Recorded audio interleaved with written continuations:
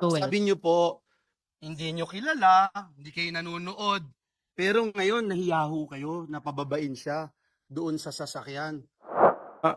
Parang nahiya po ako na pababain at paakyatin pa sa opisina ko eh. Kasi ang perception ko nga po, siya si Mayor Go.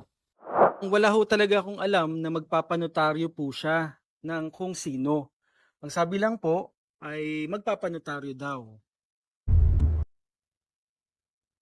Ako, just to set the record straight, Madam Chair. Klarong-klaro, Madam Chair, sa pandinig ko, kahit na yung tenga ko ay sira na ito sa kakaputok ng baril, dinig na dinig ko sinabi ni Atty. Galicia kanina na tinawagan siya ng certain Alan.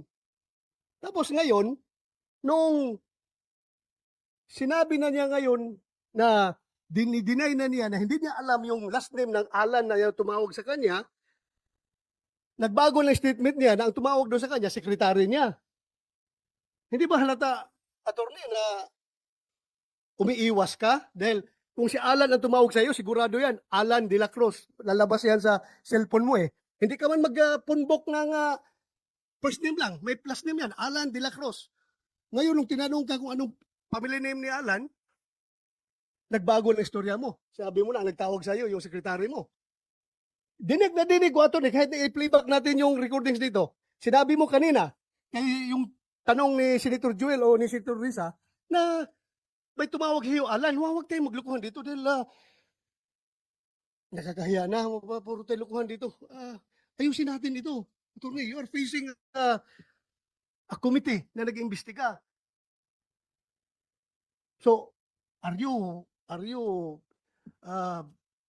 holding on to your next second statement na hindi si Alan tumawag sa iyo? Opo, Ipe-play ko yung recording dito. hindi po talaga senator. In fact po, Pero sinabi mo kanina na si Alan ang tumawag sa iyo. hindi po talaga siya tumawag sa akin. Kasi, Madam Chair, baka pwede natin Yes, Senator. baka lalabas ako ang nagsinungaling dito kahit na Naman po. may kabingihan ako. Comsec, para lang mapalagay ang loob naming lahat, no? Paki-provide sa amin yung portion na yun ng transcript. Yes, kung ano ang sinabi ni Attorney Galicia tungkol dun sa pagtawag nung Alan sa kanya. At saka, if I may interject, Senator, Attorney Galicia, kanina nabanggit ko, no, importanteng malaman, ano yung sinasabi mong karelihiyon? Kasi para sa akin, matter of fact lamang yun. And may information ako na pinag-uusapan na rin naman sa social media. So, mahalaga talagang itanong para hindi na pag-isipan pa o pag-usapan pa. Tsaka hindi naman ibig sabihin na endorse ng ninumang mga religious groups natin dahil iba't iba tayong relihiyon ang kung ano-anong mga gawain. O yung iba, oo. So it's just a matter of fact. Kaya pending question ko pa rin sa inyo ngayon. Iyon, Attorney Galicia, yung sinabi niyong karelihiyon, ano bang relihiyon iyan? And dagdag, ano nga ba yung apelyido ng Alan? Tulad din ng tinatanong ni Sendoroy. And pati ano bang telephone number nila? Senator, hindi ko nga po talaga alam ang apelyido po ng Alan. At wala po naman akong phone number niya. At ang tumawag po talaga sa akin ay ang sekretarya ko. Kung nagkamali man po Hinihintay ako, namin yung sige transcript po, sige niyan. po. In Kung fact you po, were saying, kung nagkamali man kayo, kung nagkamali man po ako siguro kanina sa pagsasalita kasi nakaka-tense po kasi yung nandito ako at nagsasalita sa harap ninyo. mas Hindi matitense po ako, kasi- attorney, kung hindi nyo sasabihin lahat ng totoong sagot sa aming mga tanong. Opo, pero hindi po ako nagsisinungaling. So ano nga po ba yung, sabi nyo, magka-relihiyon kayo nung Alan. So ano ba yung relihiyon nyo na sinasabi nyo? Ah, Or kung gusto nyong isulat na lang sa chair and then isasabihin ko sa mga kasamahan ko or babasahin ko ba? I mean, ako, katoliko ako. Pag ako nagkasalanan or kung gumawa ako ng krimen, hindi yun sinasang-ayunan ng simbahan at Santo Papa. Madam Chair, Yes, Sendoroy. just for the record, basta sigurado ka, attorney, hindi Kingdom of Jesus Christ, ha? hindi, Hindi kay Buloy. hindi po. Okay. Yun pala. Sendoroy, kahit lahat ng KOJC, hindi ko nilalahat. Madam Chair, Sen, may I Joel, just before found we on what you continue. are saying? Kasi Attorney Galicia, baka kasi akalain ng lahat, kahit banggitin na po, lalo ngayon na parang nagkaroon ng lal bago banggitin yung relihiyon, wala akong kinalaman yung relihiyon na sa anumang gagawin po natin dahil sariling desisyon po natin yon.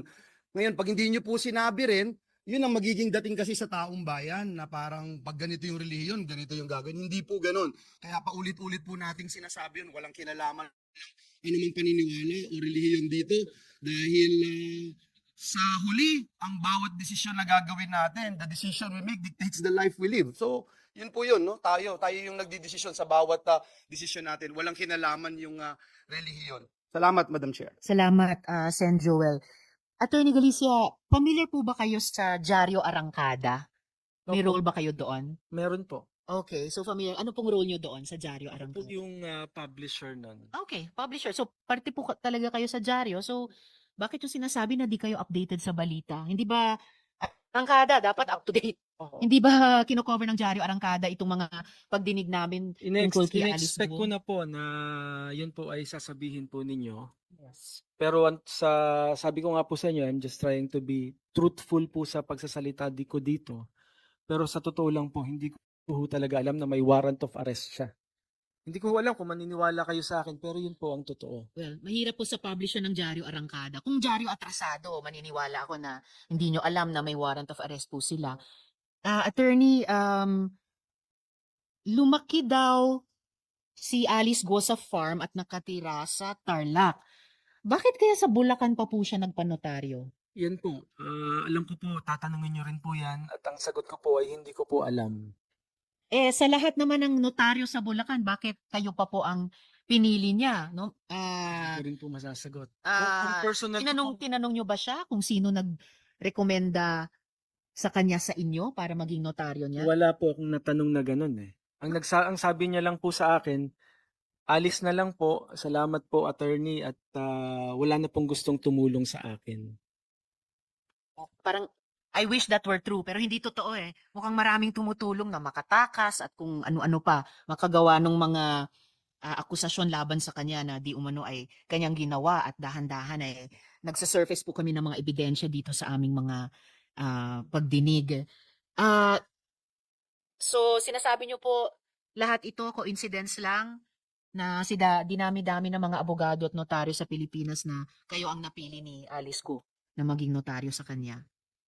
Siguro po, Senator. Madam Chair, Yes, sir. hindi ko Sen. kaya Joel. dahil Attorney Galicia, dahil alam ni Alice Go na magnonotaryo kayo sa kanya kahit hindi niyo siya kilala, magnonotaryo kayo sa kanya na subscribe and sworn before me kahit hindi siya nakaharap, kaya po siya lumapit sa inyo. Hindi ko kaya ganon? Hindi ko po yan alam, Senator. Pero siguro yun po yung dahilan. Ako, naniniwala po ako, yun po yung dahilan. Kasi ho, sabi nyo kanina, hindi nyo po siya kilala, pero kung hindi nyo po kilala, di dapat ho, mas lalo kayong naging mas maingat dahil gusto nyong malaman yung katotohanan dahil hindi nyo po siya kilala. But then again, hindi nyo po siya pinababa, nasa sasakyan po siya, hindi nyo po siya pinasumpa, hindi nyo po siya pinaglag doon sa inyong logbook at binigyan nyo siya ng special treatment, kumbaga attorney. Kaya para sabihin po na usual lang po, hindi po usual yung nangyari po dahil hindi nyo po ginagawa ito lagi-lagi doon po sa inyong opisina. Thank you, Madam Chair. Salamat, Sen. Joel. At Attorney Galicia, may isa pang bagay na nami-misteryosohan ako tungkol sa pagpapanotaryong ito. Ayon sa isang interview sa isang opisyal, sabi mo na hindi nyo siningil si Alice Guo para sa ibinigay nyong serbisyo. Ano po yung dahilan na inilibre nyo siya? Hindi ko po siya intentional na nilibre. Hindi ko na lang ho siya talaga nasingil. Paano po nangyayari yun? Naku sir, ang mga abogado, mga profesional, masinop, di ba? Ayan, may mga nagwo-walk out na po at hindi na nakakayanan. Paano po nangyari na nalibre po ninyo siya? Meron po bang sumagot na sa pagbayad sa pagpapanotaryo? Wala naman pong bayad talaga. Wala. Paano po magsusurvive ang bawat firm or opisina ng mga abogado o notaryo kung hindi po masinop? No? Kahit sa ganitong Marami po ako actually nanonotaryong wala namang bayad. Okay, pero dito kami pinaka-interesado sa taong ito na ninotaryohan nyo ang mga dokumento na hindi nyo pinasumpa, hindi nyo pinapirma sa notarial book, hindi nyo pinababa sa kanyang sasakyan para umakyat sa opisina nyo at nalibre nyo pa sa huli. At inuulit ko po, Attorney Galicia, yung hiling ni Sen Grace, hinihiling na rin po ng chair, paki-submit in writing kahit sa COMSEC namin yung inyong sinasabing relihiyon na magkarelihiyon kayo ni Alan. Tungkol pa rin sa notarization ni Attorney Galicia, Yusek T. Ano po yung mga epekto nitong parang irregular na notarization sa mga filings ni Alice Go? Ang interest ko dyan, ibig sabihin ba mas bibilis ang pag-andar ng mga kaso? May hearing po tayo mamayang hapon para sa preliminary investigation. 2 p.m. ang schedule. Isa sa mga pag-uusapan na doon sa hearing na to ay ang status ng motion to reopen case with motion to admit counter affidavit ni Alice Guo.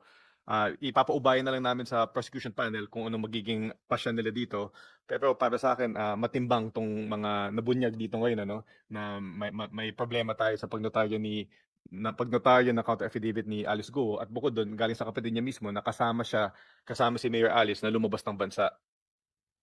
Salamat, Yusek T. Nako, 2:00 pala yun. I hope hindi nyo kailangang puntahan yon kasi okay, malapit na po kayong mahuli kung sakali. Sige, bago yung mga tanong naman para kay Attorney David, isang follow-up question kina Director Casio ng Grace and then Senator Roy. Thank you. First up, before I begin my questions, comments lang. Sa DOJ, kung katulad nito, nakita natin na may lapses yung ating notaryo, no? Parang hindi niya ginagawa yung tamang proseso para mag-verifika. Ano ba ang penalty dyan? Nakakancel ba yung pagka-notary niya o abogado pa naman? Madam Chair, may penalties po dito sa Korte Suprema. Maaari po siyang ma-subject to administrative case sa Supreme Court na isa na sa mga paksa ng kaso na yun ay ang pagkansela ng kanyang notarial register, but bukod doon, maaari din siyang humarap sa disciplinary proceedings. Kasi medyo mabigat po ang responsibilidad ng notaryo, lalong-lalo na alam na nga yung mga issues na nangyayari, pero ang dami pa rin hindi nasunod na proseso. Ang tanong ko ay kay Sheila. Nakakaintindi ka ng Pilipino, no? Opo. Oo.